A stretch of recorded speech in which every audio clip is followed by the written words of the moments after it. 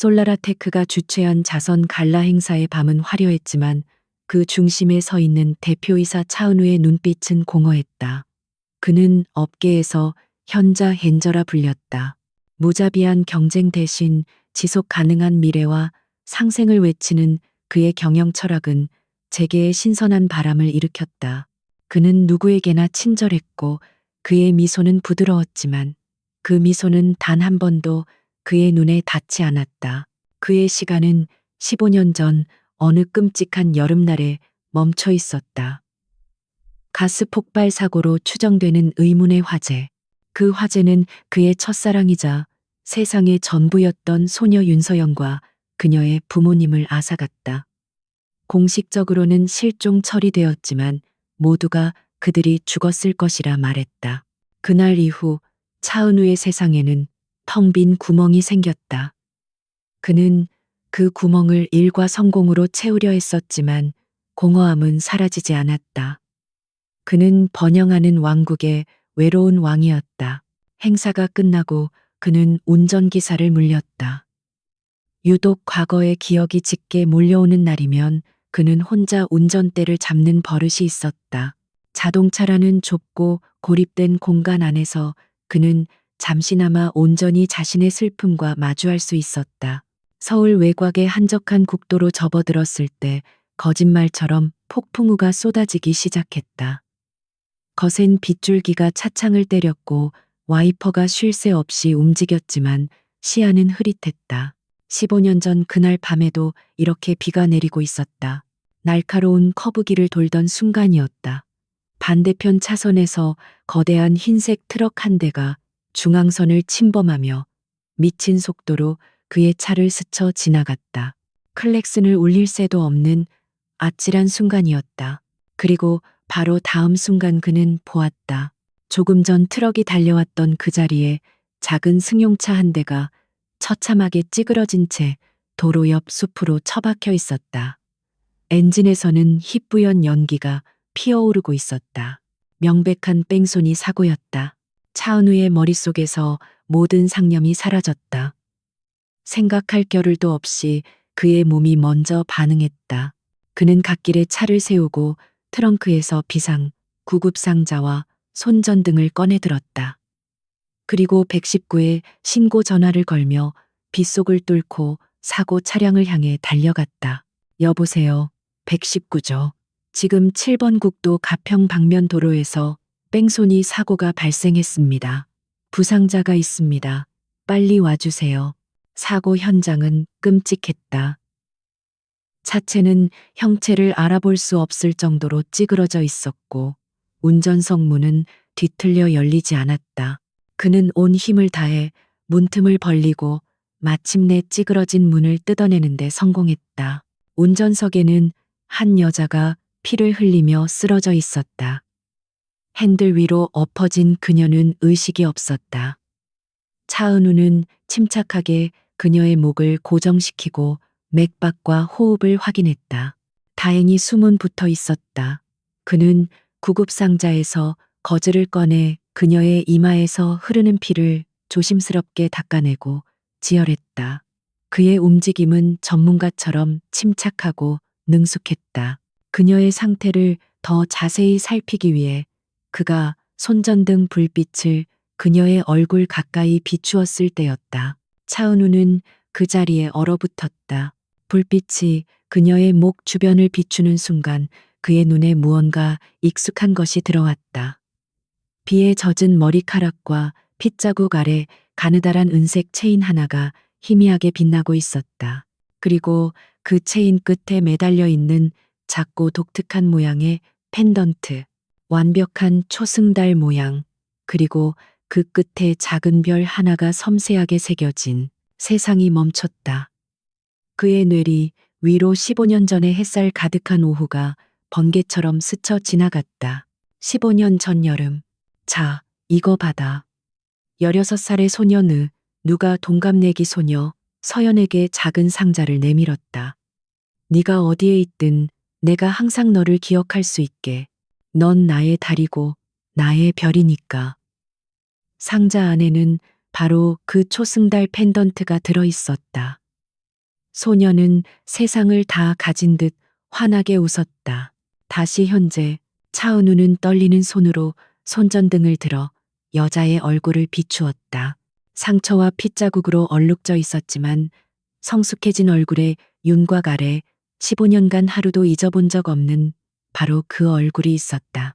갸름한 턱선 굳게 담은 입술, 그리고 감긴 눈꺼풀 아래 숨겨져 있을 별처럼 빛나던 바로 그 눈, 서연이었다. 윤서연, 불가능한 일이었다. 그는 지난 15년간 진성가의 모든 정보력을 동원해 그녀를 찾아 헤맸다.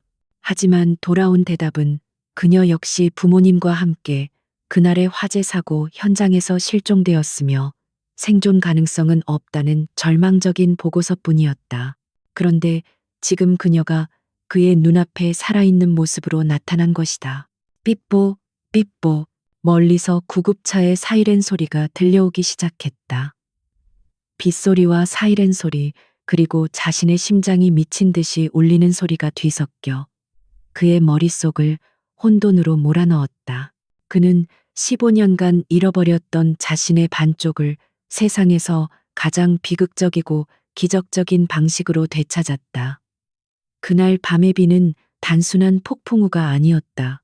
그것은 찢어졌던 운명이 다시 만나며 내지르는 거대한 절규였다. Số từ 2794 đang chờ TIFPT C chương R2 R. Hiện tiến trình tư duy chương 2 서울대병원 VIP 병동의 밤은 소리 없이 길었다. 차은우는 수술실 앞에서 15년이라는 긴 세월을 몇 시간처럼 압축하여 보내고 있었다. 그의 평정심은 사라진 지 오래였다. 그녀가 살아있다는 안도감, 그녀가 왜 사라졌었는지에 대한 의문, 그리고 사고에 대한 불길한 의심이 그의 머릿속을 헤집어 놓았다. 몇 시간의 피 말리는 기다림 끝에 수술실 문이 열리고 주치의가 나왔다. 수술은 잘 끝났습니다. 심한 뇌진탕과 팔 골절상이 있지만 생명에는 지장이 없습니다. 다만 의사는 말을 흐렸다.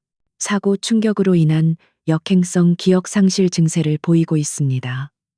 최근의 기억부터 심하면 과거의 기억까지 잃어버렸을 수도 있습니다. 은우의 심장이 철렁 내려앉았다. 기적적으로 그녀를 찾았지만 그녀는 더 이상 과거의 그녀가 아닐지도 모른다는 의미였다. 윤서연은 낯선 소독약 냄새 속에서 눈을 떴다. 머리가 깨질 듯 아팠고 온몸은 납처럼 무거웠다. 그녀의 눈에 가장 먼저 들어온 것은 자신의 침대 옆에 앉아 있는 한 남자의 모습이었다. 조각처럼 아름다운 얼굴 하지만 그 눈에는 세상의 모든 슬픔과 걱정을 담고 있는 듯한 남자. 낯선 사람이었지만 이상하게도 그의 존재가 위협적으로 느껴지지는 않았다. 누구세요? 여긴 어디죠? 그녀의 목소리는 잠겨 있었다. 내 이름은 차은우입니다. 사고 현장에서 당신을 발견했습니다. 병원이니 안심하세요. 괜찮습니다. 그의 목소리는 낮고 부드러웠다. 사고. 그제야 그녀는 자신의 팔에 둘린 깁스를 보고 희미하게 마지막 기억을 떠올렸다. 빗속을 운전하던 기억, 그 이후는 텅 비어 있었다. 그녀는 경계심을 늦추지 않았다. 왜 이 남자가 여기에 있는 거지? 단순한 목격자라고 하기에는 그의 눈빛은 너무나 깊고 절박했다. 은우는 그녀의 목에 걸린 초승달 펜던트를 보고 자신도 모르게 감정을 주체하지 못했다. 서연아, 나 기억 안 나. 그가 자신의 옛 이름을 너무나 다정하게 부르는 순간 그녀의 머릿속에 날카로운 통증이 스쳤다. 하지만 떠오르는 것은 아무것도 없었다. 혼란스러움이 그녀를 지배했다. 제 이름은 서연이 아니에요. 강민서예요. 그리고 저는 당신을 본 기억이 없습니다. 강민서. 은우는 망치로 머리를 한 대 맞은 듯한 충격에 휩싸였다. 그녀가 이름을 바꿨다고 왜? 때마침 경찰이 병실로 들어와 그녀의 신원을 확인했다. 그녀의 지갑에서 나온 신분증에는 강민서라는 이름과 낯선 주소가 선명하게 찍혀 있었다. 경찰은 그녀에게 몇 가지를 물었지만 그녀는 사고 직전의 상황을 전혀 기억하지 못했다. 경찰은 은우의 존재를 의식한 듯 정중하게 사건을 단순 뺑소니로 잠정 결론 내리고 수사에 착수하겠다고 보고한 뒤 물러났다. 경찰이 떠난 병실에는 어색한 침묵만이 남았다. 은우의 머릿속은 수만 개의 물음표로 가득 찼다. 내가 혹시 사람을 잘못 본 것일까?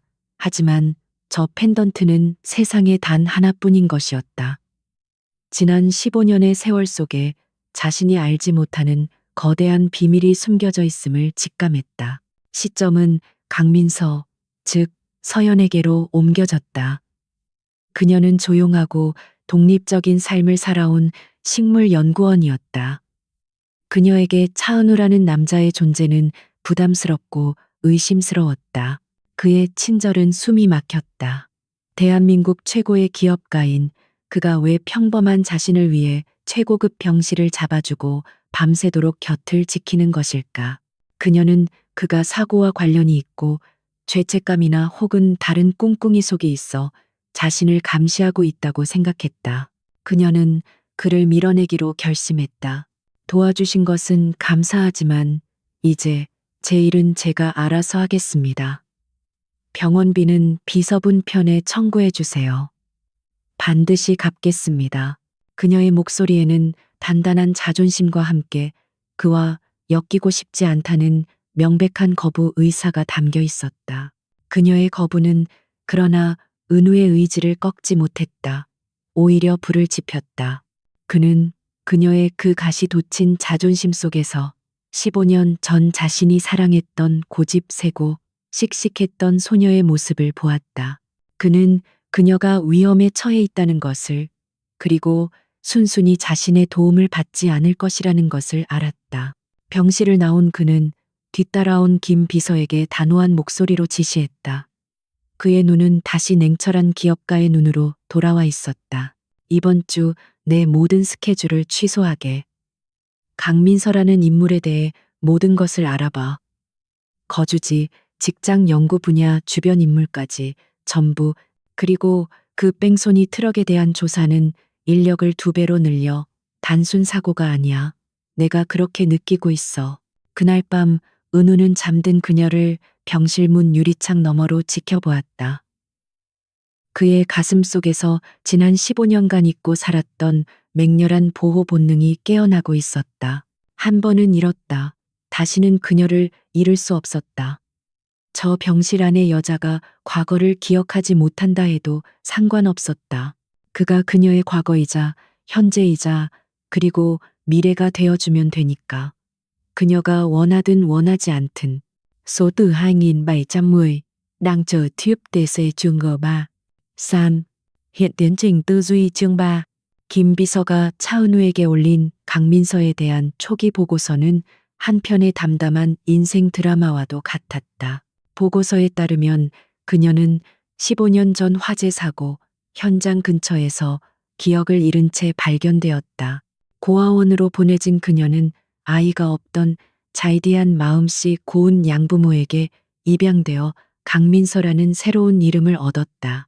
그녀는 어려운 환경 속에서도 꿋꿋하게 학업에 매진하여 식물 정화 기술 오염된 토양을 식물로 복원하는 기술을 전공한 우수한 식물학자가 되었다. 현재는 작은 환경단체의 지원을 받아 소박하고 조용한 삶을 살고 있었다.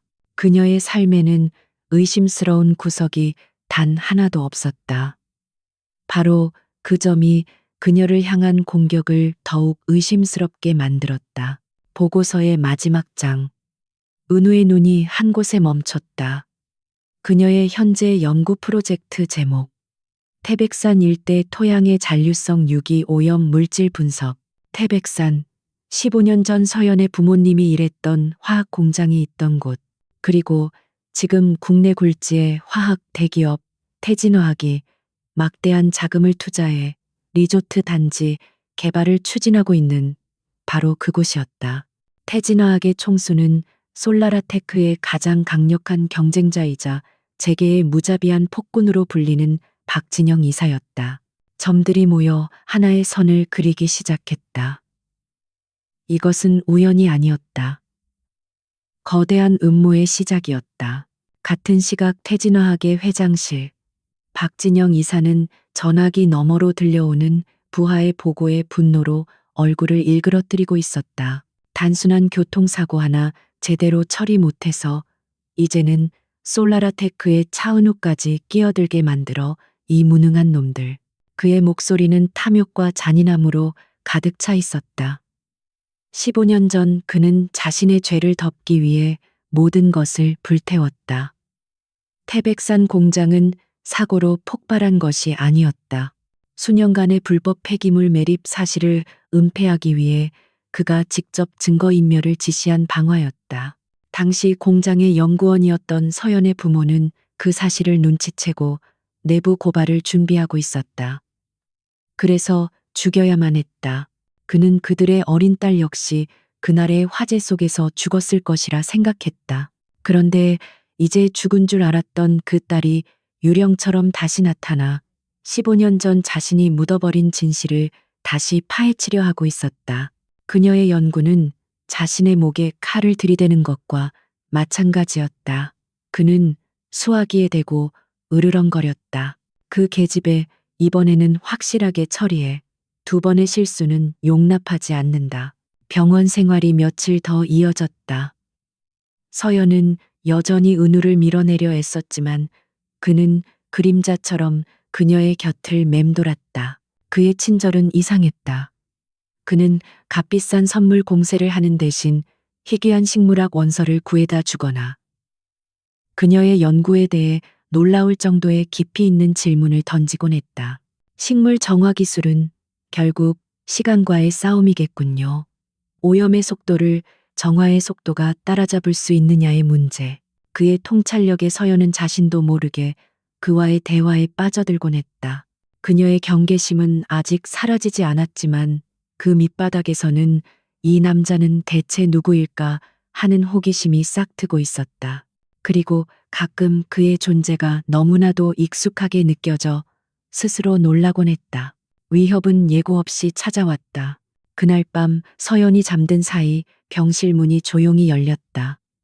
병원 기사를 위장한 한 남자가 의료 장비 점검을 핑계로 안으로 들어섰다. 그의 손에는 치명적인 약물이 든 주사기가 숨겨져 있었다. 하지만 그가 서연의 침대로 다가가기도 전에 병실복도 양쪽에서 건장한 남자 2명이 나타나 그의 앞을 막아섰다. 차은우가 비밀리에 배치해둔 경호팀이었다. 기사는 저항 한번 못 해보고 끌려나갔다. 그의 몸에서 발견된 주사기가 그의 목적을 명백하게 증명하고 있었다. 사건은 경찰에 신고되지 않고 조용히 처리되었다. 하지만 은우는 더 이상 기다릴 수 없었다. 그는 곧장 서연의 병실로 향했다. 잠에서 깬 그녀는 방금 전의 소동의 어리둥절한 표정이었다. 단순한 사고가 아니라고 했죠. 당신은 지금 위험에 처해 있습니다. 은우의 얼굴은 굳어 있었다. 그는 더 이상 개인적인 감정을 숨기지 않고 자신이 알아낸 사실들을 그녀에게 털어놓았다. 당신의 연구는 태진화학의 박진영 이사를 정면으로 겨냥하고 있습니다. 15년 전 당신의 부모님이 돌아가신 바로 그 장소에서 말입니다. 서연의 얼굴이 하얗게 질렸다. 그녀의 연구가 잇고 있던 부모님의 죽음과 연결되어 있다는 사실에 거대한 충격을 받았다. 더 이상 이곳에 있을 수 없습니다. 당신의 집도 안전하지 않아요. 나와 함께 갑시다. 은우는 그녀에게 거부할 수 없는 제안을 했다. 당신이 안전하게 연구를 마칠 수 있는 곳이 있습니다. 그리고 내가 누가 왜 당신을 죽이려 하는지 밝혀낼 수 있도록 돕겠습니다. 서연은 혼란에 빠졌다. 그녀는 이 남자를 믿을 수 없었다. 하지만 그의 말이 진실이라는 것은 방금 전의 습격이 증명하고 있었다. 살기 위해, 그리고 어쩌면 부모님의 죽음에 대한 진실을 찾기 위해 그녀는 이제 선택의 여지가 없었다. 그녀는 자신을 구해준 이 미스터리하고 친절하며 동시에 위험한 남자의 세계로 발을 들여놓아야만 했다. Số từ 2655 đang chờ từ EFP, TC, Sugar 4. 스. hiện tiến trình tư duy. chương 4. 차은우의 개인 사유지에 있는 게스트하우스는 집이라기보다는 거대한 유리 온실에 가까웠다. 사방이 통유리로 되어 있어 그가 직접 가꾼 아름다운 정원이 한눈에 들어왔다. 하지만 그 아름다운 풍경의 이면에는 최첨단 보안 시스템이 철통같이 건물을 감싸고 있었다. 서연에게 그곳은 세상에서 가장 아름다운 감옥이었다. 두 사람의 동거는 어색하고 위태롭게 시작되었다. 그녀는 그가 제공하는 모든 편의를 정중하지만 단호하게 거절하며 자신만의 공간을 지키려 애썼다. 그는 그녀의 그런 태도를 묵묵히 존중해 주었다. 그는 감시자가 아닌 거리를 둘 줄 아는 보호자였다. 박진영 이사의 분노는 서연이 은우의 보호 아래 들어갔다는 사실을 알게 되자 극에 달했다. 직접적인 공격이 어려워지자 그는 그녀의 존재 이유이자 가장 큰 무기인 연구 자체를 파괴하기로 결심했다. 며칠 후 서연은 청천벽력 같은 소식을 접했다. 그녀의 연구를 지원하던 작은 환경재단이 절차상의 문제라는 석연치 않은 이유를 대며 돌연 지원 중단을 통보해온 것이었다. 설상가상으로 그녀가 밤새 작업하던 개인 노트북이 정교한 바이러스 공격을 받아 지난 몇 년간의 연구 데이터가 담긴 하드드라이브가 통째로 삭제되어 버렸다. 모든 것을 잃었다. 연구비와 자신의 인생이 담긴 데이터까지. 박진영이 보내는 경고의 메시지는 명확했다. 더 이상 파고들지 마라. 그렇지 않으면 내 인생 전부를 지워버리겠다. 서연은 절망감에 휩싸였다. 그녀는 은우의 서재로 달려갔다. 쌓여왔던 불안과 공포가 분노가 되어 터져나왔다. 이것 봐요. 당신은 나를 이 집에 가둬둘 수는 있지만 내 인생까지 지켜줄 수는 없잖아요. 내 모든 것이 사라졌어요. 그녀의 절규에 은우는 그러나 놀라지 않았다. 그는 오히려 침착한 얼굴로 서랍에서 외장하드 하나를 꺼내 그녀에게 건넸다. 이럴 줄 알았소. 이게 뭐죠? 당신이 이곳에 온 첫날 당신의 노트북 하드드라이브 전체를 백업해 두었소. 당신의 데이터는 안전해. 그는 이어서 말했다. 그리고 연구비 걱정은 하지 마시오. 지금부터 당신의 연구는 솔라라테크의 새로운 환경재단이 전액 지원할 테니 예산은 무제한이고 우리 회사의 연구시설과 인력도 마음껏 사용해도 좋소. 그들의 공격을 당신의 기회로 바꾸시오. 서연은 충격에 아무 말도 하지 못했다. 그는 단순히 사후 대처를 한 것이 아니었다. 적의 공격을 한 수 앞서 내다보고 모든 것을 미리 준비해 두었던 것이다. 그는 단순한 친절한 부자가 아니었다. 치밀하고 강력한 전략가였다. 그녀의 눈에 비친 차은우라는 남자가 처음으로 다르게 보이기 시작했다. 게스트하우스에서의 동거 생활이 이어지면서 그들의 관계에도 미묘한 변화가 찾아왔다. 서연은 대부분의 시간을 정원에서 보냈다. 흙과 식물은 그녀에게 위안을 주었다. 은우는 종종 그녀의 곁에 와서 식물에 대해 이야기를 나누었다. 그의 해박한 지식에 그녀는 놀라곤 했다. 정원은 두 사람의 유일한 중립지대이자 소통의 공간이 되었다. 과거의 파편들이 대자비처럼 그녀를 스쳐 지나가기 시작했다. 그가 무심코 끓여주는 허브티의 향기. 그가 나지막이 흥얼거리는 오래된 팝송의 멜로디. 그런 사소한 것들이 그녀의 기억 깊숙한 곳에 잠들어 있던 무언가를 건드렸다. 어느 날 밤 그녀는 불타는 건물에서 도망치는 악몽을 꾸다 비명을 지르며 깨어났다. 달려온 은우가 그녀의 어깨를 감싸 안아주었을 때 그녀는 그 품이 이상할 정도로 편안하고 익숙하다고 느꼈다. 어느 날 저녁 정원을 함께 산책하던 중 은우는 용기를 내어 그녀의 목에 걸린 펜던트에 대해 물었다. 그 목걸이, 당신에게 소중한 물건인가 보군요. 서연은 자신도 모르게 펜던트를 어루만졌다. 잘 모르겠어요. 그냥 아주 오래전부터 내가 기억할 수 있는 가장 먼 과거부터 이걸 하고 있었어요. 이게 유일하게 진짜 내 것 같다는 느낌이 들어요. 이걸 만지고 있으면 마음이 편안해져요. 그녀의 대답은 은우의 심장에 밝힌 칼날 같았다. 그들의 약속의 증표가 그녀가 기억하지 못하는 과거와 연결된 유일한 끈이 되어 있었다니.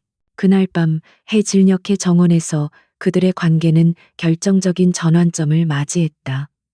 그녀는 희귀한 야생화를 들여다보고 있었고, 그는 그런 그녀의 모습을 눈에 담고 있었다. 직업적인 거리는 거의 사라져 있었다. 그 자리에는 위태롭지만 진솔한 감정적 유대가 싹트고 있었다.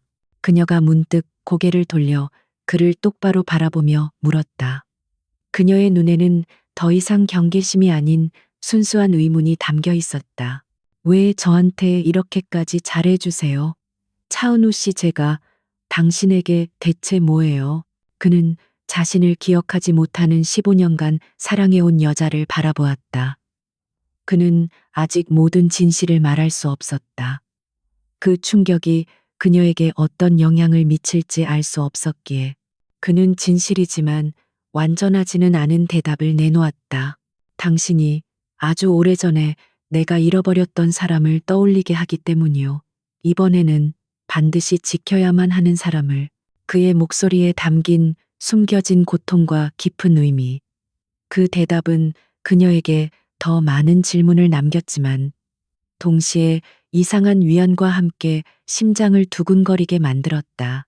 위태로운 보호관계는 이제 훨씬 더 깊은 무언가로 변해가고 있었다. Số từ 2824 đang chờ TIFPTC Khương 5. I. Wu. hiện tiến trình tư duy chương 5. 솔라라테크의 연구소는 서연에게 신세계였다. 낡고 비좁았던 대학 연구실과는 비교도 되지 않는 최첨단 장비와 최고의 연구원들이 그녀를 위해 움직였다. 차은우는 약속대로 그녀의 연구에 대한 전폭적인 지원을 아끼지 않았다. 처음에는 이 모든 호의가 부담스러웠지만 연구에 대한 그녀의 열정은 곧 모든 것을 압도했다. 그녀는 더 이상 누군가의 보호를 받는 나약한 피해자가 아니었다. 그녀는 진실을 파헤치는 날카로운 지성을 가진 과학자였다. 그녀는 밤낮으로 연구에 몰두했고 동료 연구원들은 그녀의 깊이 있는 지식과 지칠 줄 모르는 열정에 혀를 내둘렀다. 마침내 그녀의 집요함은 결실을 맺기 시작했다.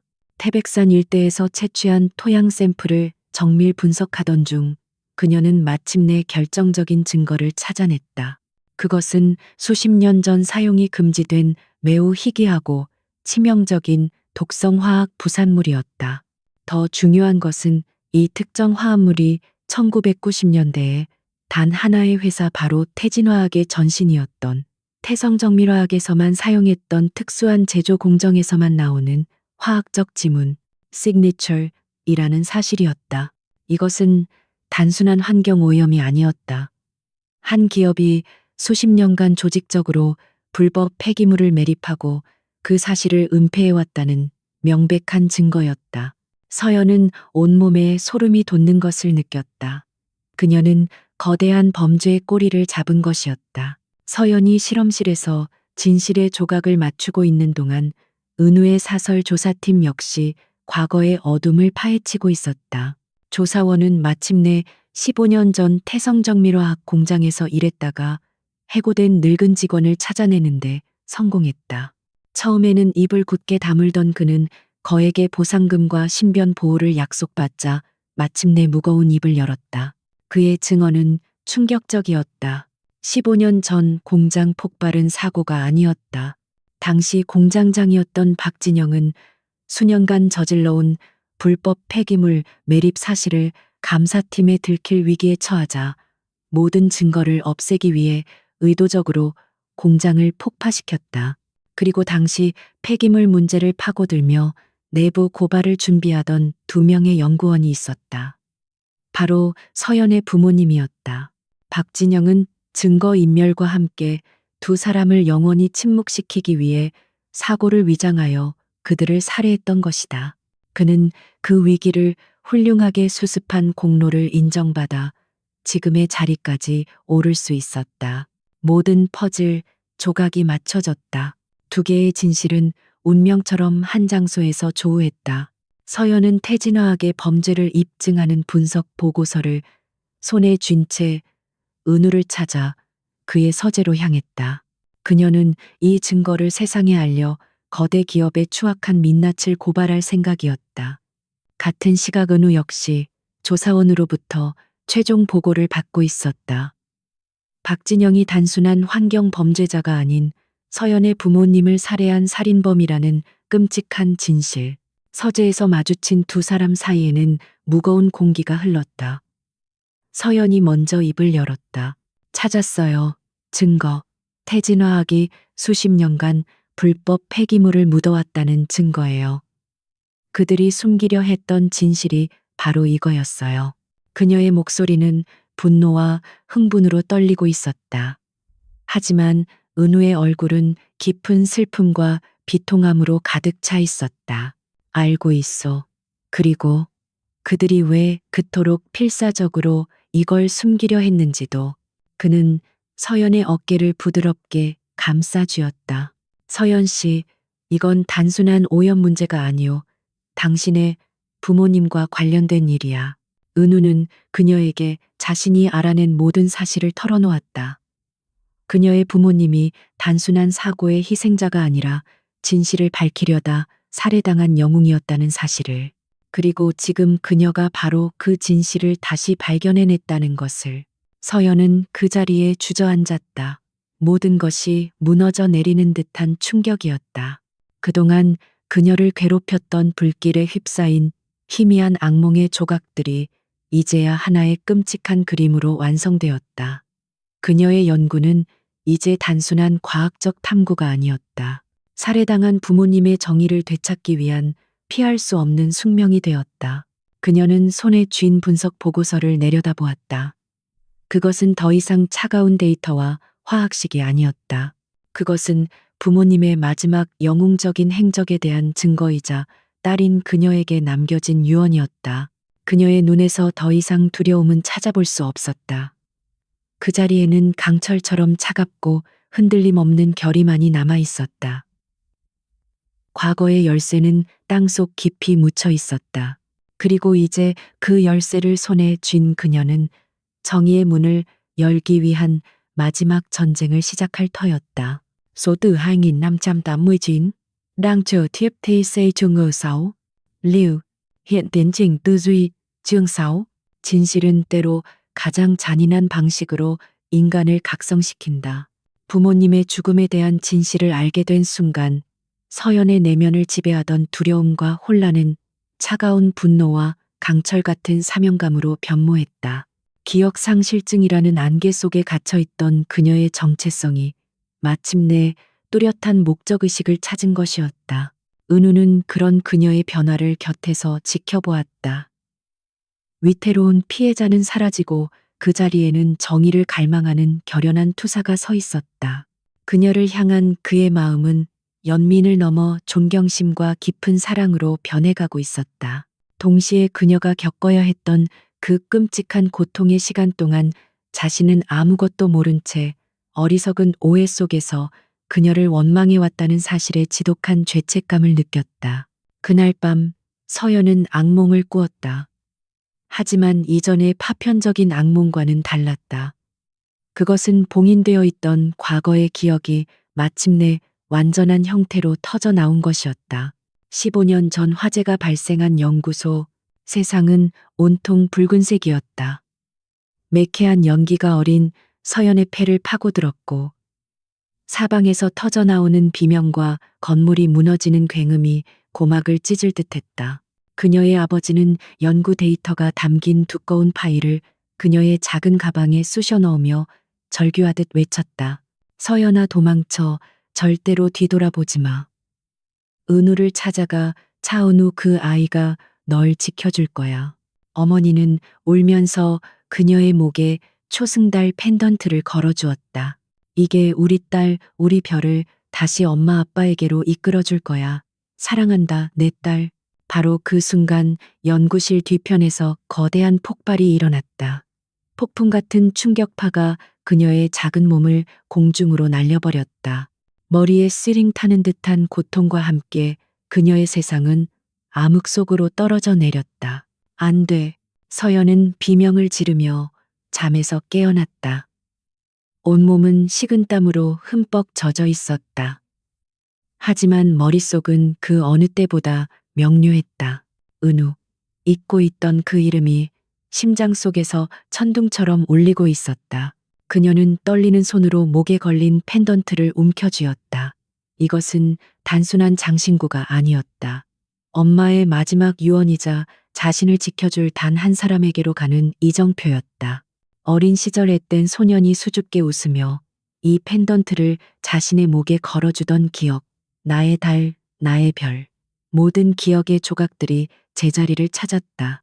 그녀는 비틀거리며 침실을 나섰다. 거실에서는 은우가 잠들지 못한 채 서류를 보고 있었다. 그녀의 모습을 본 그는 무언가 거대한 변화가 일어났음을 직감하고 자리에서 일어났다. 서연은 그의 앞에 섰다. 그녀의 눈에서는 눈물이 흐르고 있었지만 그 눈빛은 충격적일 정도로 맑고 투명했다.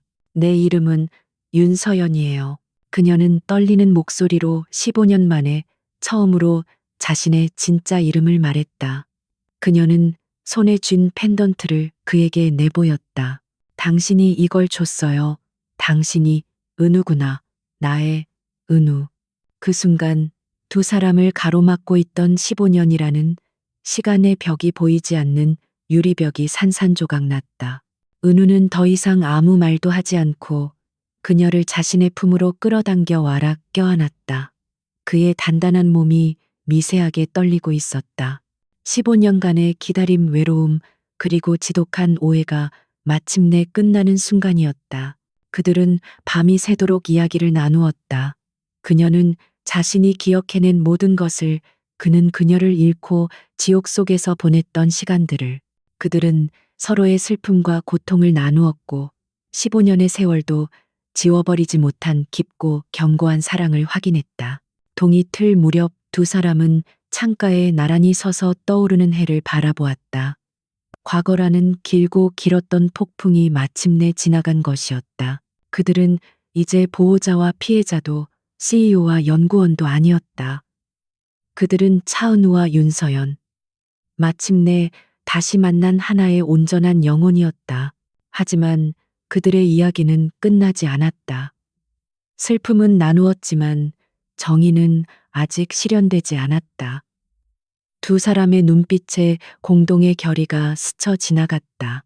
그들의 운명적인 재회는 개인적인 고통의 끝이 아니었다. 그들의 인생을 파괴한 자를 향한 공동의 싸움의 시작이었다.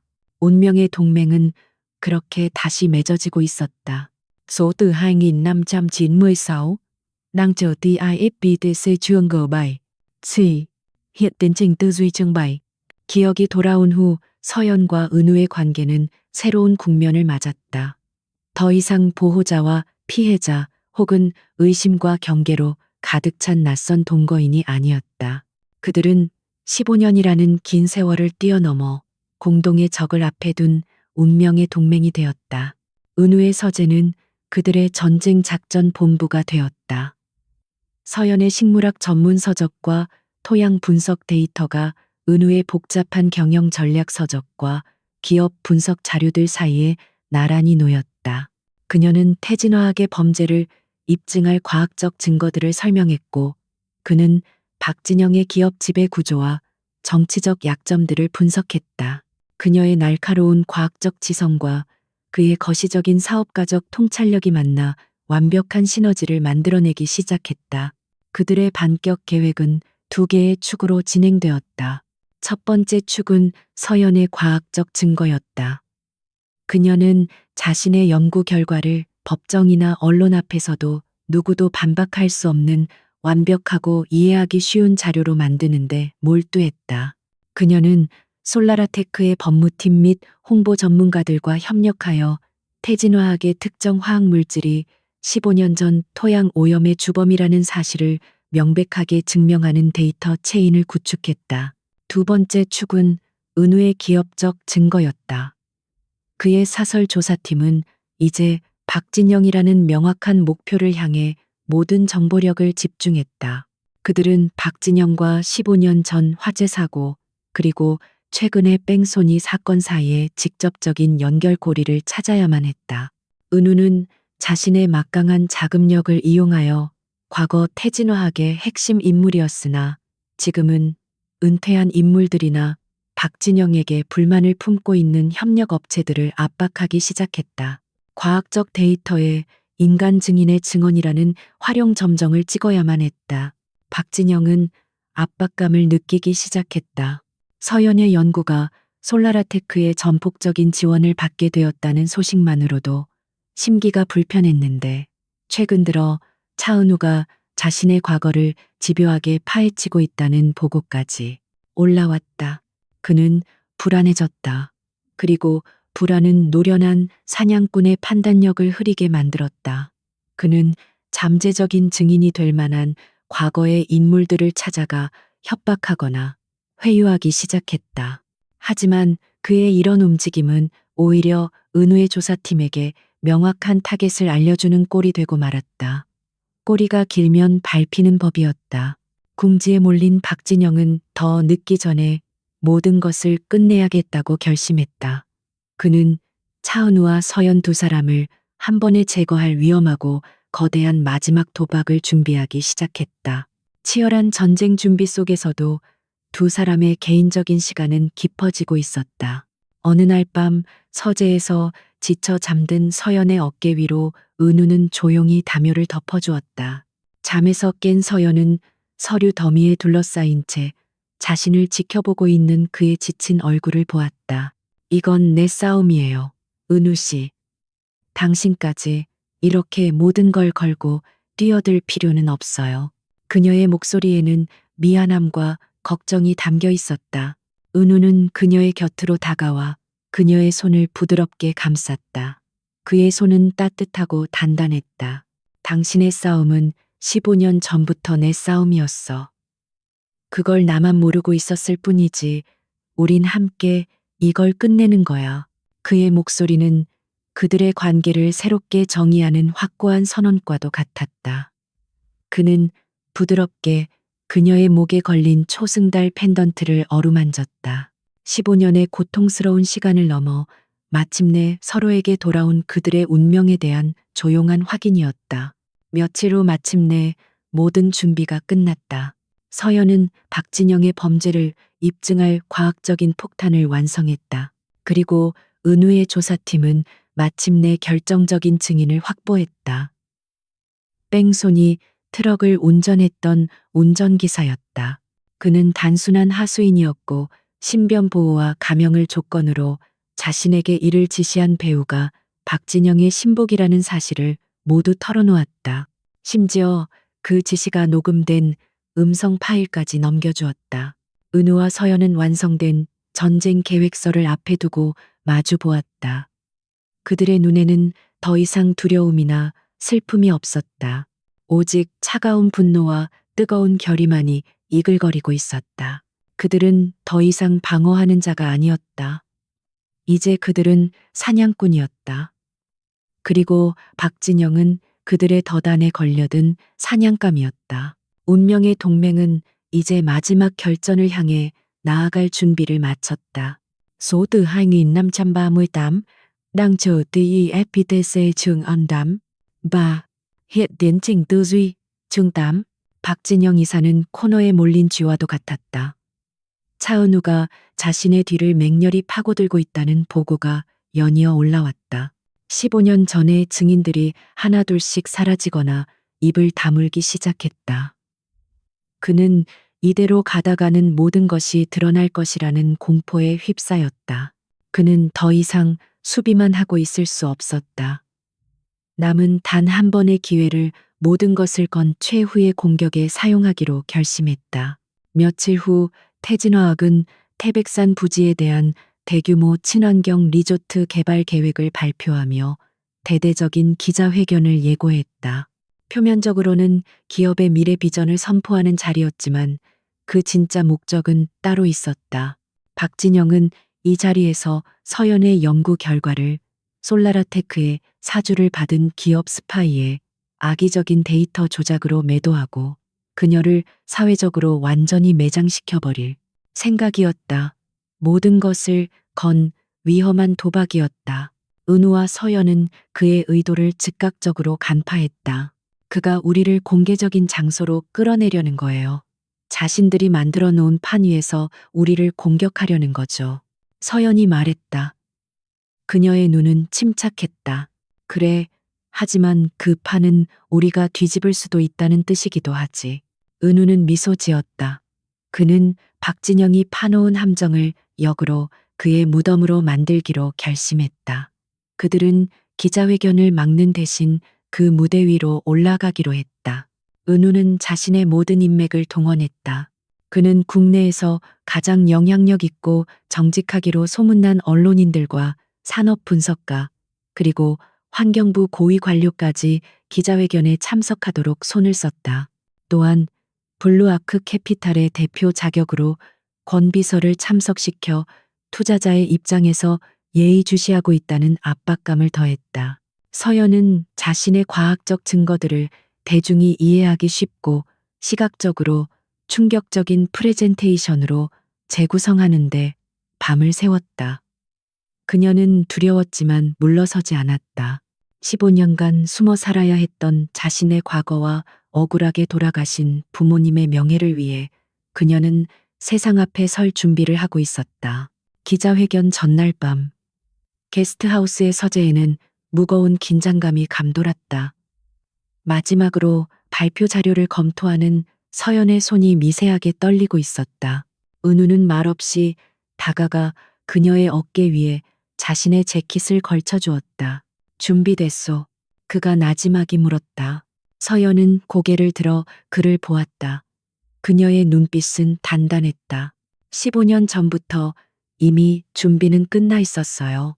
그녀의 대답에 은우는 부드럽게 미소 지으며 그녀의 손을 잡아주었다. 그들은 더 이상 사랑에 빠진 연인이 아니었다. 생사를 함께하는 완벽한 동지였다. 기자회견이 열리는 특급 호텔의 그랜드 볼룸. 수백 개의 카메라 플래시와 대한민국의 네로라 하는 인물들로 발 디딜 틈이 없었다. 단상 위로 올라선 박진영은 노련하고 카리스마 넘치는 연설가였다. 그는 태백산 리조트 개발의 장밋빛 미래를 제시하며 청중을 완벽하게 매료시켰다. 분위기가 최고조에 달했을 때 그는 마침내 본색을 드러냈다. 스크린에 강민서라는 이름과 함께 서연의 사진이 떠올랐다. 하지만 우리의 이 위대한 비전을 방해하려는 불순한 세력이 있습니다. 박진영은 비장한 목소리로 외쳤다. 그는 서연을 솔라라테크에 매수된 산업 스파이로 몰아세웠다. 그리고 복잡한 데이터와 그래프로 가득 찬 조작된 자료들을 제시하며 태백산 부지가 완벽하게 깨끗하다는 과학적 증거를 들이밀었다. 분위기는 순식간에 반전되었다. 기자들은 술렁이기 시작했고 몇몇은 그의 말을 믿는 듯한 표정이었다. 박진영이 승리를 예감하며 의기양양하게 자신의 발표를 마무리하려던 바로 그 순간이었다. 쾅! 그랜드 볼룸의 육중한 문이 안으로 활짝 열렸다. 그리고 그 문으로 차은우와 서연이 그들의 법무팀과 함께 당당하게 걸어 들어왔다. 그들의 예기치 못한 등장은 회견장에 거대한 파문을 일으켰다. 모든 카메라가 미친 듯이 그들을 향해 플래시를 터뜨렸다. 차은우는 왕의 귀환처럼 그 모든 소란을 뚫고 무대를 향해 걸어갔다. 그는 마이크를 잡으려는 박진영을 제지하고 장내를 향해 났지만 모두가 들을 수 있는 목소리로 말했다. 박진영 이사님, 좋은 발표 잘 들었습니다. 그런데 발표 내용 중에 제 직원과 저희 회사에 대한 언급이 있더군요. 저희에게도 반론의 기회는 주어져야 할 것 같습니다만 그의 등장은 완벽하게 짜인 연극의 무대 위로 뛰어든 예측 불가능한 변수였다. 박진영의 얼굴이 새파랗게 질려갔다. 함정은 설치되었고 사냥감은 그 안으로 걸어 들어왔다. 그리고 이제 사냥꾼이 직접 무대 위로 올라섰다. 온 세상이 지켜보는 앞에서 최후의 심판이 막 시작되려 하고 있었다. Số từ 2572 đang chờ Theater C chương ở 9. Due. Hiện tiến trình tư duy chương 9. 기자회견장은 찬물을 끼얹은 듯 조용해졌다. 모든 카메라와 모든 시선이 예고 없이 등장한 차은우와 윤서연에게로 향했다. 당황했던 박진영은 이내 평정심을 되찾고 경호원들에게 손짓했다.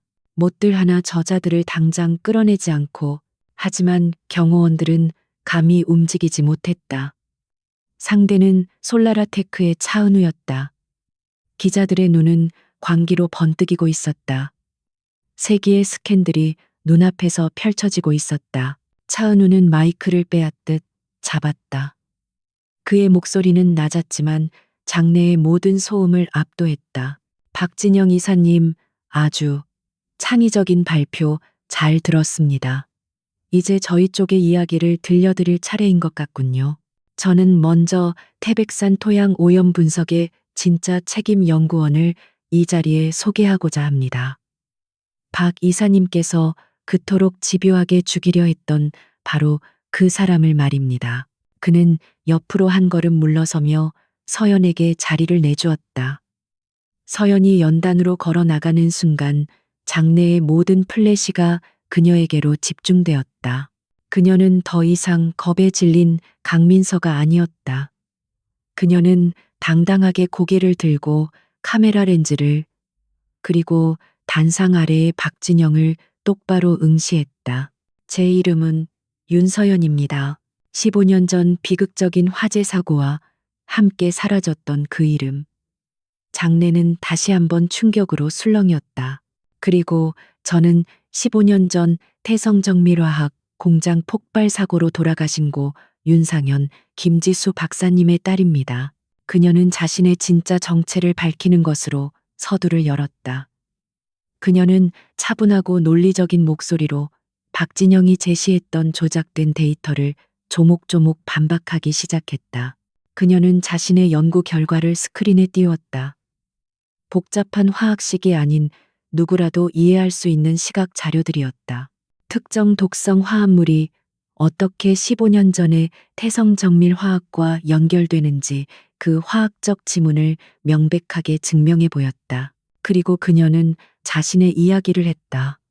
부모님의 연구 의문의 화재 사고, 그리고 최근 자신에게 가해진 살해 위협까지 그녀는 감정에 호소하지 않았다.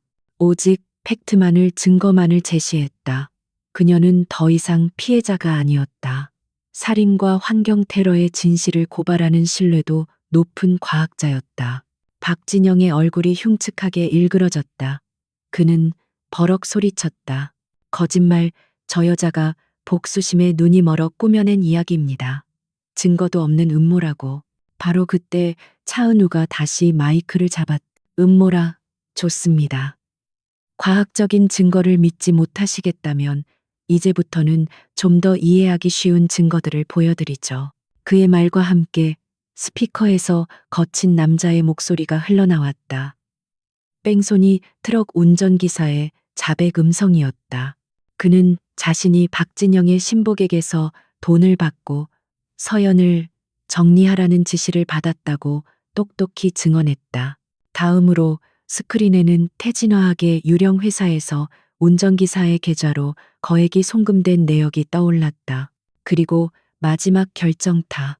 회견장의 문이 다시 열리고 은우의 경호원들에게 보호받으며 한 여자가 걸어 들어왔다. 그녀는 박진영의 전직 비서였다. 그녀는 떨리는 목소리로 15년 전 박진영이 증거 인멸을 위해 공장 폭발을 지시했고 그 모든 내용이 담긴 비밀이면 계약서의 사본을 가지고 있다고 증언했다. 모든 것이 끝났다. 과학적 증거, 물적 증거, 그리고 인간 증인. 완벽한 삼각편대가 박진영의 숨통을 조였다. 궁지에 몰린 박진영은 마침내 이성을 잃었다. 그는 단상을 향해 달려들며 미친 사람처럼 소리쳤다. 죽어 마땅했어. 그년놈들이 모든 것을 망치려 했단 말이다. 내가 이룬 모든 것을. 그의 광기 어린 절규는 사실상의 자백이었다. 그 순간 기자회견장 뒤편에서 대기하고 있던 경찰들이 들이닥쳤다. 은우가 미리 손을 써둔 것이었다. 박진영 씨 살인교사 및 증거인멸 환경법 위반 등의 혐의로 긴급 체포합니다. 수많은 카메라 플래시 속에서 대한민국 재계를 호령하던 폭군은 수갑을 찬 채 비참하게 끌려나갔다.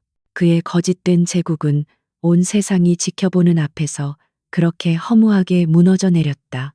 모든 소란이 끝나고 텅 빈 연단 위에 은우와 서연만이 남았다. 그는 그녀의 손을 잡았다. 15년간 그들을 짓눌러왔던 과거의 망령은 이제 완전히 사라졌다. 부모님의 정의는 실현되었다.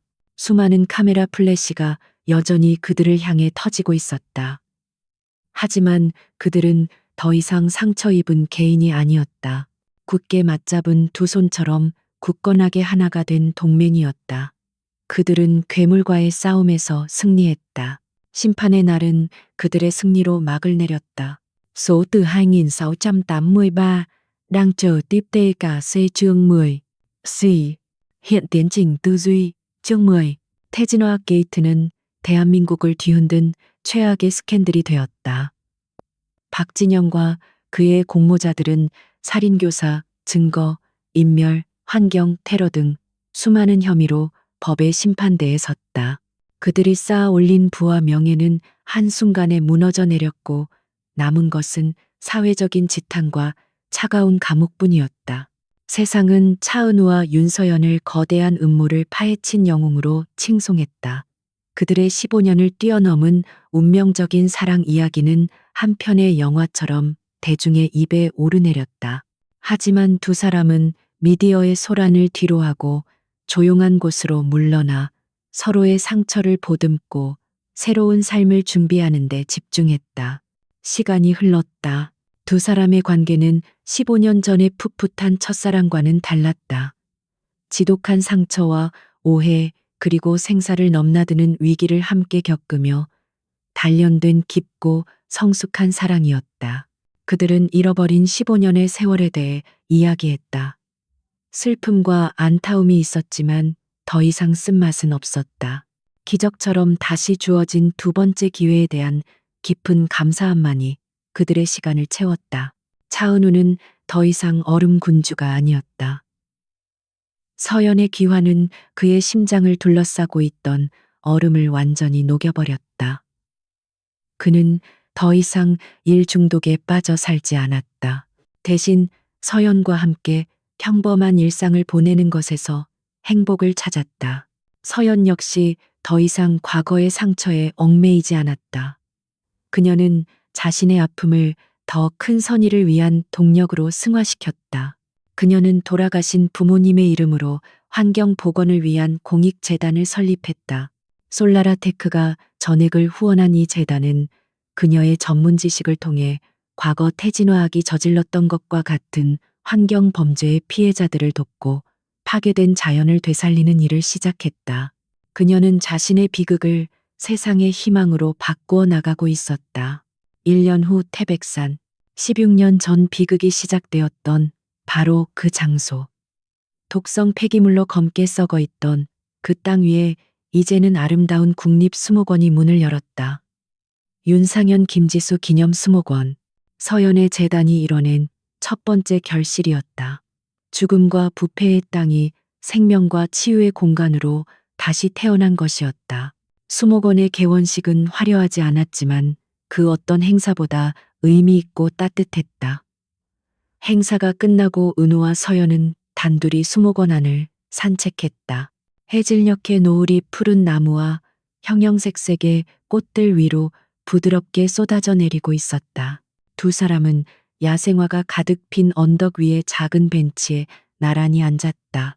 은우는 그녀의 손을 잡았다. 그의 손에는 화려한 다이아몬드 반지 대신 그가 직접 디자인한 심플하지만 깊은 의미가 담긴 반지가 들려 있었다. 초승달과 작은 별이 서로를 감싸 안고 있는 모양.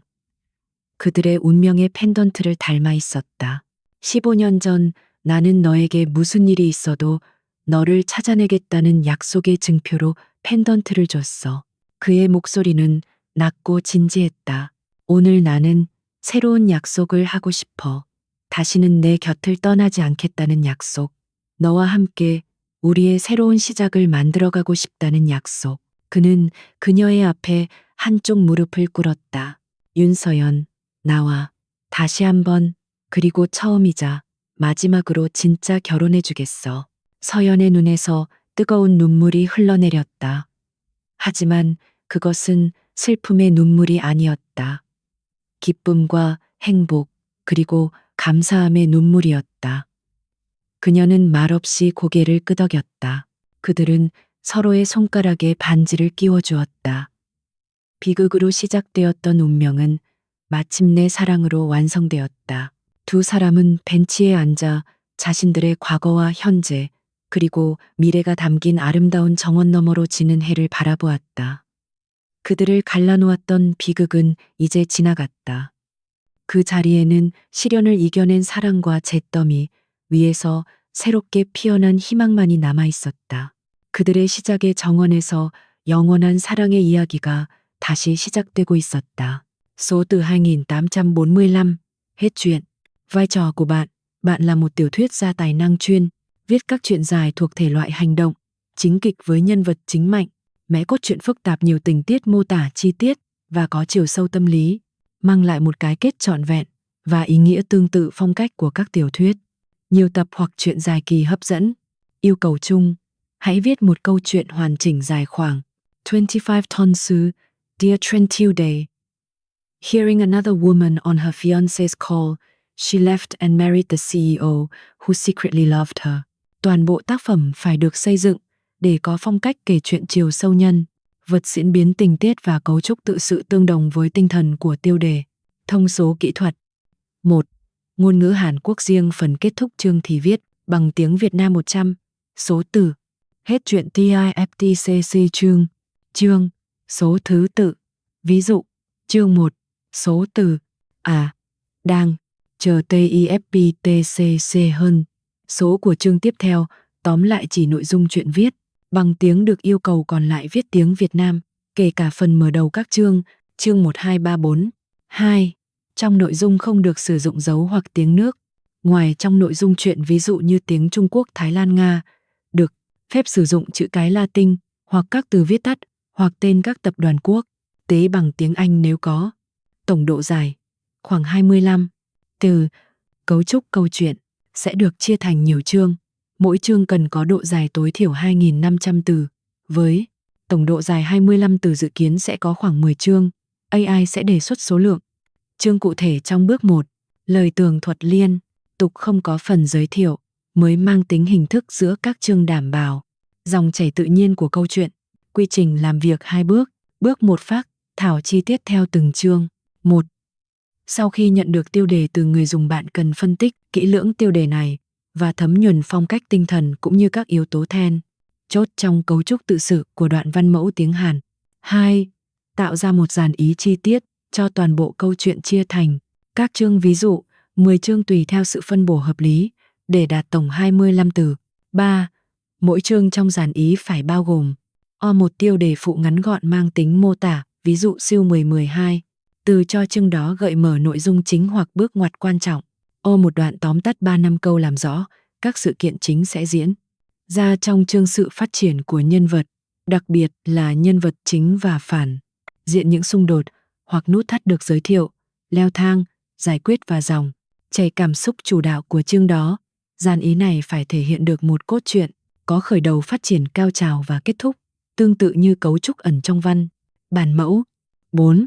Sau khi hoàn thành dàn ý chi tiết theo từng chương này, bạn cần đi NGLT và đợi lệnh TIE, BT, C, hơn G, số thứ tự từ người dùng. Bước 2. Viết nội dung chi tiết cho từng chương. 3. Với mỗi lệnh TIFPTCC hơn số thứ tự của người dùng ví dụ Thai, EP, T, G, chương, một hoặc số ví dụ 1234, AI. Sẽ xem lại kỹ lưỡng phần phác thảo tương ứng cho chương đó. 4. Mở rộng chính xác nội dung đã phác thảo thành một chương. Chuyện hoàn chỉnh dài tối thiểu 2.000 từ. Tuyệt đối không đi lệch chủ đề của chương, hoặc lấn sang nội dung của các chương kế tiếp. 5. Bắt đầu mỗi chương bằng cách ghi rõ chương, số thứ tự. Ví dụ, chương 1, không sử dụng lại tiêu đề phụ từ dàn ý. 6. Nội dung của mỗi chương phải bám sát phong cách tự sự của văn bản mẫu tiếng Hàn. Ngôi kể, ngôi thứ 3, toàn chi cho phép người đọc hiểu được suy nghĩ cảm xúc của nhiều nhân vật, đặc biệt là nhân vật chính và nhân vật phản diện. Mô tả chi tiết, cung cấp các đoạn mô tả phong phú về bối cảnh, ngoại hình, hành động, biểu cảm và trạng thái nội tâm của nhân vật. Hành động và đối thoại, xây dựng các cảnh hành động một cách rõ ràng, kịch tính. Lời thoại phải tự nhiên, phù hợp với tính cách nhân vật và thúc đẩy diễn biến chuyện. Nhịp độ cân bằng giữa những đoạn xây dựng không khí mô tả tâm lý và những đoạn có diễn biến nhanh, kịch tính. Chủ đề phải được điều chỉnh cho phù hợp với tiêu đề đã đưa ra nhưng vẫn giữ tinh thần của chuyện công lý, lòng dũng cảm, sự đối đầu giữa thiện và ác, sự chuyên nghiệp, hậu quả của việc đánh giá thấp người khác, sự tha hóa quyền lực, sức mạnh nội tâm của nhân vật chính. 7. Kết thúc mỗi chương từ chương 1 đến chương áp chót bằng số từ này đang chờ ti bay, TC, chương ngơ, số của chương tiếp theo. 8. Sau khi hoàn thành chương cuối cùng khoảng 2.500 từ trở lên, bạn sẽ kết thúc toàn bộ câu chuyện một cách trọn vẹn, có thể thêm một đoạn kết ngắn epilogue nếu phù hợp với cốt truyện, và sau đó kết thúc bằng số từ. Hết chuyện.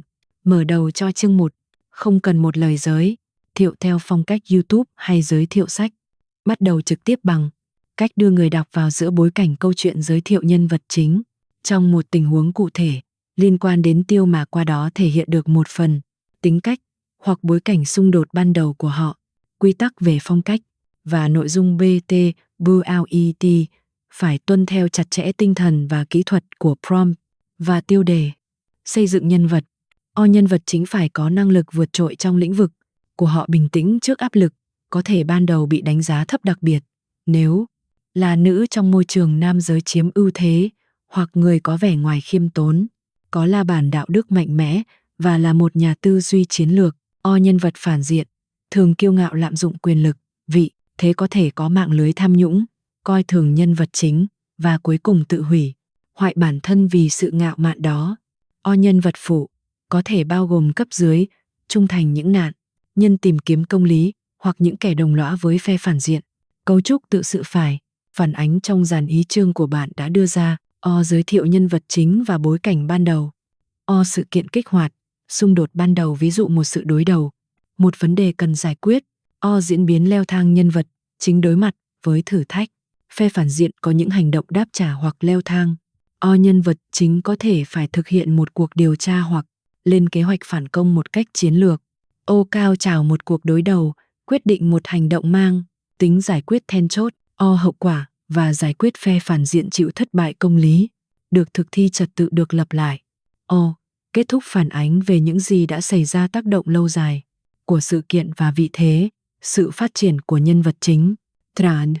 Sử dụng ngôn ngữ quá đơn giản, thiếu chiều sâu hoặc sáo rỗng. Giải quyết vấn đề một cách quá dễ dàng, thiếu tính thuyết phục, Deus ex machina. Mô tả bạo lực hoặc các yếu tố tiêu cực một cách trần trụi, không cần thiết. Giữ ở mức PG-13. Lạc đề hoặc thêm các chi tiết không liên quan đến mạch chuyện chính. Trước khi bắt đầu, bạn cần xác nhận đã hiểu rõ vai trò và các yêu cầu trên, đặc biệt là việc phải phân tích và áp dụng các đặc điểm tự sự, phong cách và cấu trúc vào việc xây dựng câu chuyện mới dựa trên tiêu đề mà tôi đã cung cấp. Hiện tiến trình tư duy. Chào bạn, tôi đã hiểu rất rõ vai trò và toàn bộ yêu cầu của bạn cho câu chuyện mới này. Tiêu đề Hearing Another Woman on Her Fiancé's Call She Left and Married the CEO Who Secretly Loved Her là một khởi đầu đầy kịch tính, hứa hẹn một câu chuyện hấp dẫn về sự quyết đoán, tình yêu thầm lặng và hành trình tìm thấy hạnh phúc đích thực. Với vai trò là một tiểu thuyết gia, tôi sẽ dệt nên một câu chuyện dài kỳ hoàn chỉnh, khoảng 25 từ, xoay quanh những lựa chọn định mệnh, những âm mưu trốn công sở và một tình yêu được vun đắp từ nền tảng của một bản hợp đồng. Tác phẩm sẽ tuân thủ nghiêm ngặt các thông số kỹ thuật về ngôn ngữ, độ dài, cấu trúc và phong cách tự sự mà bạn đã đề ra. Dưới đây là dàn ý chi tiết cho toàn bộ câu chuyện, được chia thành 10 chương để đảm bảo một cốt truyện phức tạp, có chiều sâu và một cái kết trọn vẹn. Dàn ý chi tiết nhân vật chính: Lee Soo-yeon, một chuyên gia phục chế tác phẩm nghệ thuật, tài năng, điềm tĩnh và quyết đoán. Han Tae-jun, Han Cập-on-qua, CEO của Elysian Group, một tập đoàn khách sạn và resort cao cấp. Anh đã yêu thầm Soo-yeon từ thời đại học. Kim Jin-woo, Kim Kin-woo, vị hôn phu cũ của Soo-yeon, một luật sư doanh nghiệp đầy tham vọng và cơ hội. Chương 1: cuộc gọi bị cắt đứt. Seo-jin tắm hoa. Tóm tắt, Soo-yeon đang trong một nhà hàng sang trọng để chốt lại kế hoạch đám cưới với vị hôn phu Jin-woo. Anh ta gọi điện báo rằng đang bận họp đột xuất, nhưng qua điện thoại Soo-yeon nghe thấy giọng nói thân mật của một người phụ nữ khác. Không một chút do dự, cô lạnh lùng tháo nhẫn đính hôn, đặt nó lên bàn và rời đi. Tại quầy bar của khách sạn thuộc sở hữu của Tae-jun, cô tình cờ gặp lại Han Tae-jun, người bạn cũ thời đại học. Thấy cô đau khổ, anh đưa ra một lời đề nghị gây sốc: một cuộc hôn nhân theo hợp đồng. Chương 2: lời thề vội vã. Chin bồi Han Jo sẻ. Tóm tắt, trong cơn giận dữ lạnh lùng, Soo-yeon đồng ý. Họ nhanh chóng ký một bản hợp đồng hôn nhân với các điều khoản rõ ràng. Ngày hôm sau, Jin-woo phát hiện ra sự biến mất của cô và nổi giận, không phải vì tình yêu mà vì kế hoạch của hắn bị đảo lộn. Tin tức về cuộc hôn nhân của Soo-yeon với CEO của tập đoàn Elysian được công bố, gây chấn động cho tất cả mọi người, đặc biệt là Jin-woo. Chương 3: quy tắc của một cuộc hôn nhân giả cả ga. Quần sàm. Tóm tắt, Soo-yeon và Tae-jun bắt đầu cuộc sống vợ chồng trong căn penthouse của anh. Họ đặt ra các quy tắc cho cuộc hôn nhân: hợp đồng không can thiệp vào cuộc sống riêng tư, hành động như một cặp đôi trước công chúng. Tình yêu thầm lặng của Tae-jun được thể hiện qua những hành động quan tâm tinh tế, được anh che giấu dưới vỏ bọc thực hiện điều khoản hợp đồng. Soo-yeon vẫn còn chai sạn về mặt cảm xúc, tập trung vào công việc và đánh giá cao sự an toàn mà anh mang lại. Chương 4: đòn phản công của vị hôn phu cũ. Chon Quản Nừ Sông Già Quần Mằn Quần. Tóm tắt, cảm thấy bị sỉ nhục và tức giận, Jin-woo quyết định trả đũa. Hắn nhắm vào sự nghiệp của Soo-yeon. Bảo tàng nơi cô làm việc đang lên kế hoạch cho một triển lãm lớn cần nhà tài trợ. Jin-woo sử dụng ảnh hưởng của mình để ngăn chặn các nhà tài trợ tiềm năng và lan truyền tin đồn ác ý về năng lực chuyên môn của cô nhằm khiến cô bị sa thải. Chương 5: sự hỗ trợ của chủ tịch, một chàng Nhim Muất Chi-won. Tóm tắt, dự án của Soo-yeon đứng trước nguy cơ đổ bể. Tae-jun biết được âm mưu của Jin-woo. Anh ra mặt không phải với tư cách là chồng cô mà là CEO của Elysian Group. Anh tuyên bố tập đoàn của mình sẽ là nhà tài trợ độc quyền duy nhất cho triển lãm, với một ngân sách vượt xa mong đợi ban đầu. Động thái này không chỉ cứu dự án của cô mà còn nâng nó lên một tầm cao mới, vô hiệu hóa hoàn toàn đòn tấn công của Jin-woo. Chương 6: vết nứt trên lớp vỏ bọc. KKK Unhai, Châm Daka. Tóm tắt, khi làm việc cùng nhau cho triển lãm, Soo-yeon nhìn thấy một khía cạnh khác của Tae-jun. Cô thấy được niềm đam mê, sự tôn trọng của anh đối với nghệ thuật và sự ủng hộ không lay chuyển của anh dành cho tầm nhìn của cô. Ranh giới của hợp đồng bắt đầu mờ đi. Một khoảnh khắc yếu lòng có thể là khi anh chia sẻ về lý do tại sao anh độc thân bấy lâu mà không tiết lộ, là vì cô đã tạo ra vết nứt cảm xúc thực sự đầu tiên trong lớp vỏ bọc của cô. Chương 7: quá khứ bị vạch. Trần Đa Ná Nườn Quả. Tóm tắt, buổi khai mạc triển lãm thành công rực rỡ. Trong sự kiện, một nhà báo điều tra do đội của Tae-jun cung cấp thông tin đã chất vấn Jin-woo bằng những bằng chứng về các giao dịch tài chính mờ ám của hắn, chính là thỏa thuận mà hắn đã thảo luận trong cuộc điện thoại định mệnh đêm đó. Người phụ nữ trong cuộc gọi cũng bị liên lụy. Sự tha hóa về cả đạo đức nghề nghiệp và cá nhân của hắn bị phơi bày trước công chúng. Chương 8: sự thật về một tình yêu thầm lặng ú đổ Sa Lăng Ichin Si. Tóm tắt, sau sự sụp đổ của Jin-woo, Soo-yeon cảm thấy nhẹ nhõm nhưng lại bối rối trước mức độ giúp đỡ của Tae-jun. Cô đối mặt với anh hỏi, tại sao anh lại làm nhiều điều cho cô đến vậy? Cuối cùng anh thú nhận tình cảm đã giấu kín từ lâu, nói rằng anh đã yêu cô từ những ngày còn học đại học. Chương 9: sự kết thúc của bản hợp đồng cả xả. Tóm tắt, Soo-yeon choáng váng trước lời thú nhận của anh. Cô cần thời gian để xử lý mọi chuyện. Cảm thấy không thể tiếp tục cuộc hôn nhân dựa trên nền tảng này, cô đề nghị kết thúc hợp đồng như đã định, để cho cả hai một sự khởi đầu mới. Đây là bài kiểm tra của cô dành cho anh và cho chính bản thân mình về cảm xúc thật của họ. Chương 10 Sự khởi đầu của một lời thề thực sự chín tin dưới CC cong. Tóm tắt thay Jun đồng ý với điều khoản của cô, tôn trọng không gian cô cần dù điều đó làm tan nát trái tim anh. Sau một thời gian suy ngẫm, Suyeon nhận ra rằng cô đã thực sự yêu con người thật của Taejon. Cảnh cuối cùng là cô tìm đến anh không phải với tư cách là một bên trong hợp đồng, mà là một người phụ nữ lựa chọn bạn đời của mình. Cô cầu hôn anh một cách chân thành và họ bắt đầu cuộc sống thực sự cùng nhau. Tôi đã sẵn sàng. Vui lòng ra lệnh TFPTCC-1 để tôi bắt đầu viết chương đầu tiên của câu chuyện lãng mạn này. Hiện tiến trình tư duy. Chương 1. 호텔 엘리시안의 최상층 미슐랭 3스타 레스토랑 라시엘. 이수연은 샴페인 잔을 앞에 둔 채 3개월 후 자신의 남편이 될 남자 김진우를 기다리고 있었다. 도시의 야경이 통유리창 너머로 아찔하게 펼쳐졌지만 그녀의 시선은 오직 테이블 위에 놓인 순백의 청첩장 샘플에 고정되어 있었다. 국내 최고의 미술품 복원가인 그녀에게 결혼은 어쩌면 그녀의 인생에서 가장 중요한 복원 프로젝트일지도 몰랐다. 유능한 MA 전문 변호사인 약혼자 김진우. 사람들은 모두 그들이 완벽한 한 쌍이라고 말했다. 수연 역시 그렇게 믿으려 했었다. 최근 들어 그가 부쩍 바빠지고 어딘가 비밀스러워졌다는 것을 느꼈지만 중요한 계약을 앞둔 스트레스 때문일 거라고 스스로를 다독였다. 그녀는 관계에 있어 가장 중요한 것은 신뢰라고 믿었다. 약속 시간에서 30분이 지났을 때 진우에게서 전화가 걸려왔다. 그의 목소리는 언제나처럼 부드럽고 미안함으로 가득 차 있었다. 수연아, 미안해 죽겠다. 갑자기 해외 클라이언트랑 긴급 화상회의가 잡혔어. 1시간, 아니 2시간은 더 걸릴 것 같은데. 나 기다려줄 수 있지. 사랑해. 알았어요. 진우 씨. 일 잘 끝내고 와요. 실망스러웠지만 그녀는 내색하지 않았다. 전화를 끊으려던 순간이었다. 그가 통화 종료 버튼을 제대로 누르지 않은 듯했다. 수화기 너머로 방금 전과는 전혀 다른 톤의 목소리가 희미하게 새어나왔다. 걱정 마. 기다릴 거야. 쟤는 항상 그랬으니까. 그리고 이어지는 낯선 여자의 교태 섞인 웃음소리. 오빠, 그 중요한 전화 이제 끝났어. 샴페인 다 식겠다. 근데 그 여자 진짜 오빠. MA 기념 파티 장소로 자기 집안 갤러리 연결해준대. 오빠 정말 똑똑하다. 심장이 바닥으로 추락하는 듯했다. 배신은 단지 바람을 피웠다는 사실만이 아니었다. 그는 그녀의 사랑뿐만 아니라 그녀와 그녀 집안의 명성까지 자신의 성공을 위한 도구로 이용하고 있었다.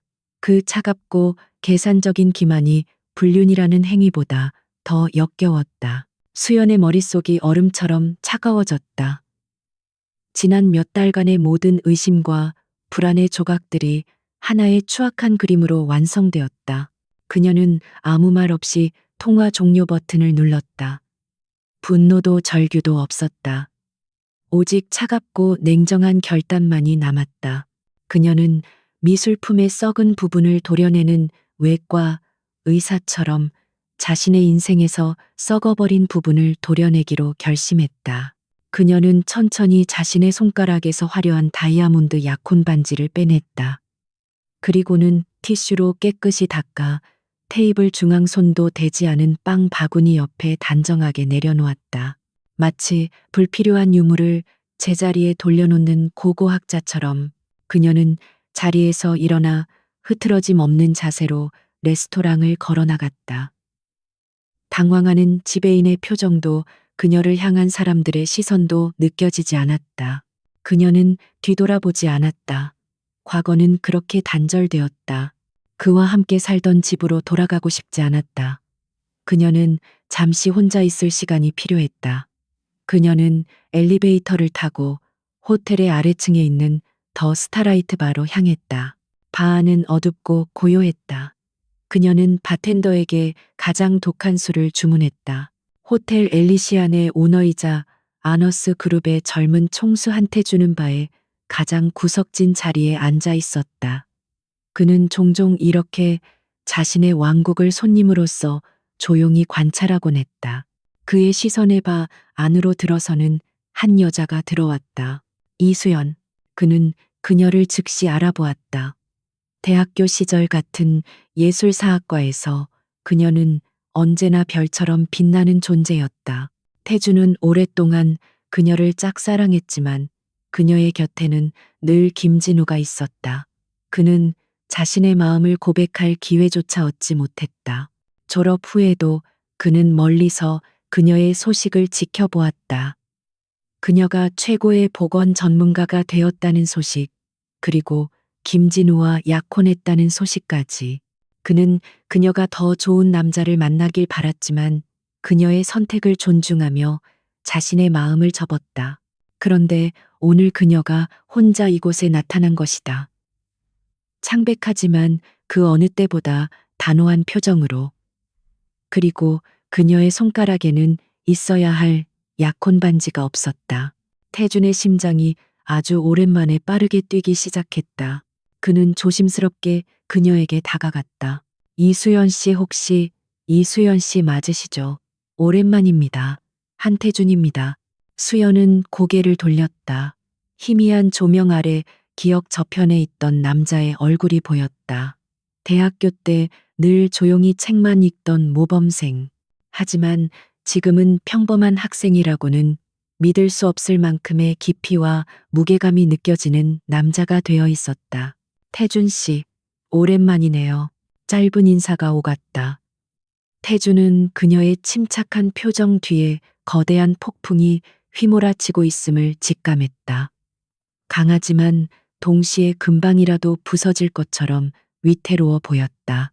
그 순간 그의 머릿속에 오랫동안 묻어두었던 욕망이 대담한 계획의 형태로 고개를 들었다. 어쩌면 이것이 신이 자신에게 준 처음이자 마지막 기회일지도 모른다. 실례가 안 된다면 방금 위층에서 있었던 일 조금 들었습니다. 제 직원을 통해 그는 숨을 한번 고르고 자신의 인생을 건도박을 시작했다. 정말 이상하게 들릴 거라는 거합니다. 하지만 만약 당신에게 탈출구가 필요하다면, 완벽한 단절이 필요하다면 제가 한 가지 제안을 하고 싶습니다. 수연은 의아한 눈으로 그를 쳐다보았다. 나와 결혼합시다. 서류상으로만 계약 결혼입니다. 기간은 1년. 그 결혼은 김진우와 세상으로부터 당신을 지켜줄 가장 완벽한 방패가 되어줄 겁니다. 그 대가로 당신은 대외적으로 내 아내 역할만 해주면 됩니다. 어떻게 생각합니까? 수연은 아무 말도 하지 못하고 그를 쳐다보았다. 잘 알지도 못하는 남자의 세상에서 가장 황당한 청혼. 하지만 이상하게도 그 제안은 그녀의 무너진 세상에 던져진 가장 완벽하고 유일한 동아줄처럼 느껴졌다. 그녀의 인생은 이제 선택의 기로에 놓였다. 한태준의 제안은 황당했지만 동시에 지독하게 매력적이었다. 감정이 배제된 완벽한 비즈니스 거래. 방금 전 질척이는 감정의 배신에 뒤통수를 맞은 그녀에게 그것은 가장 안전하고 확실한 탈출구처럼 보였다. 이수연은 보건가 특유의 냉철함으로 상황을 분석했다. 조건이 뭐죠? 그녀의 목소리는 안정되어 있었다. 이성을 되찾은 그녀의 모습에 태주는 속으로 감탄했다. 그는 기다렸다는 듯이 근처에서 대기하고 있던 자신의 변호사를 불렀다. 변호사가 내민 것은 놀랍게도 미리 준비된 듯한 혼인 계약서였다. 계약서의 내용은 놀랄 만큼 그녀에게 유리했다. 계약 기간은 1년. 대외적인 부부 역할을 수행하는 것 외에 사생활에 대한 어떠한 간섭도 없을 것. 그녀의 직업 활동에 대한 전적인 지원. 그리고 계약이 종료될 시 그녀의 완벽한 경제적 독립을 보장하는 막대한 액수의 위자료까지. 수연은 계약서를 꼼꼼히 읽어 내려갔다. 그리고는 펜을 들어 2가지 조항을 추가했다. 상호 간의 어떠한 연애 감정도 요구하지 않을 것. 그리고 신체적 접촉은 상호 동의하에만 가능할 것. 그녀는 자신을 보호하기 위한 마지막 방어벽을 쳤다. 좋습니다. 태주는 그녀의 수정안을 흔쾌히 받아들였다. 그들은 그 자리에서 변호사를 증인으로 하여 성급하지만 분명한 맹세를 문서화했다. 다음 날 아침, 김진우는 낯선 여자의 품에서 눈을 떴다. 그는 어젯밤의 일이 기억나지 않는다는 듯 머리를 흔들며 당연하다는 듯이 수연에게 전화를 걸었다. 하지만 돌아오는 것은 전화기가 꺼져 있어 라는 차가운 기계음뿐이었다. 그가 사무실에 출근하여 수연을 어떻게 벌주고 다시 데려올지 계획을 짜고 있을 때였다. 동료 변호사가 호들갑을 떨며 그의 사무실 문을 열고 들어왔다. 김 변호사, 이거 봤어. 자네 약혼녀 이수연 씨 말이야. 그가 내민 태블릿 PC의 화면에는 대한민국 모든 언론사의 연예 및 경제면을 뒤덮은 충격적인 기사가 떠 있었다.